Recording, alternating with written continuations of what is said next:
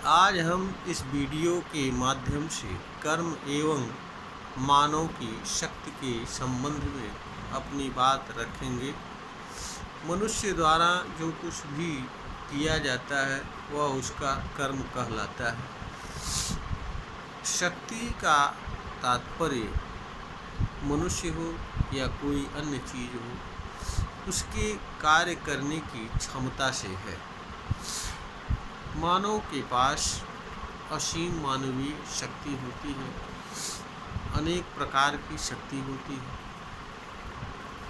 मनुष्य के पास कर्म करने की भी शक्ति होती है, किंतु मनुष्य हो या कोई अन्य चीज हो, उसके पास जो शक्ति होती है वह असीमित नहीं होती है, क्योंकि शक्ति किसी चीज़ के पास उतनी होती है जितनी उस चीज़ की क्षमता होती है।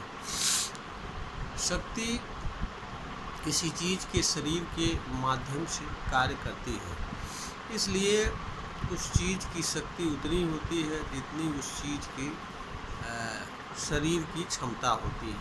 यही हाल मनुष्य की है। मनुष्य के शरीर के इंद्रियों,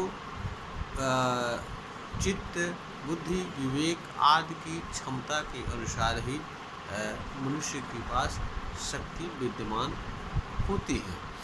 मनुष्य के पास विद्यमान शक्ति मानवीय शक्ति होती है। कर्म के संबंध में मनुष्य के पास यह शक्ति होती है कि वह जिस कर्म को चाहे उसे कर सकता है।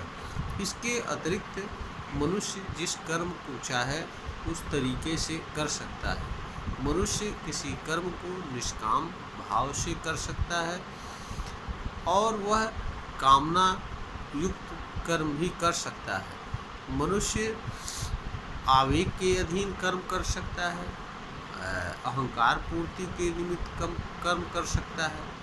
मनुष्य जिस चीज़ के निमित्त चाहे उस चीज़ के निमित्त भी कर्म कर सकता है।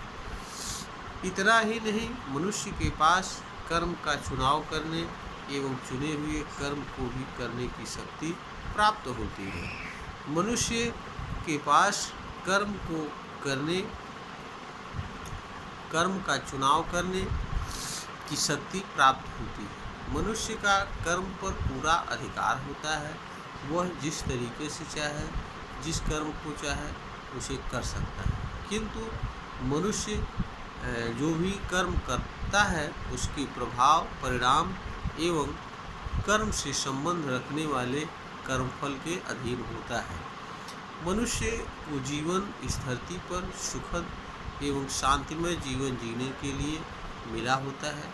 इसलिए मनुष्य का यह कर्तव्य होता है कि मनुष्य ऐसा कर्म न करे जिससे उसको एवं उसके कर्म से किसी अन्य को पीड़ा या असुविधा हो, दुख हो, तथा उसे भी किसी तरह की पीड़ा एवं दुख न हो। मनुष्य के पास कर्म से होने वाली पीड़ा एवं दुख से बचाव के साधन हैं, क्योंकि मनुष्य के पास कर्म को करने की ही नहीं अपितु कर्म का चुनाव करने, कर्म को जानने और कर्म का चुनाव के माध्यम से चुने हुए कर्म को करने की क्षमता प्राप्त होती है।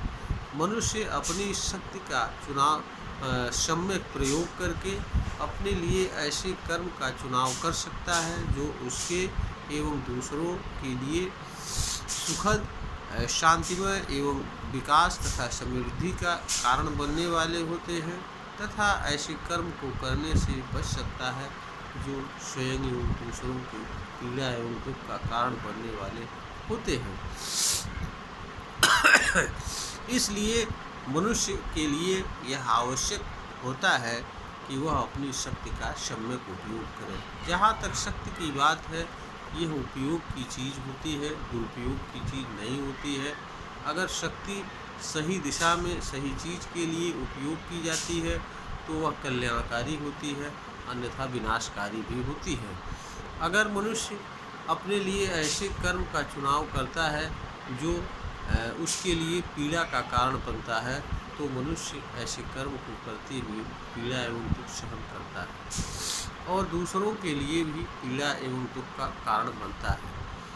कोई मनुष्य अपने ही कर्म से पीड़ा एवं दुख सहन करे तथा दूसरों के लिए पीड़ा एवं दुख का कारण बने, यह हमारे समझ से किसी भी मनुष्य के लिए उचित नहीं हो सकता है।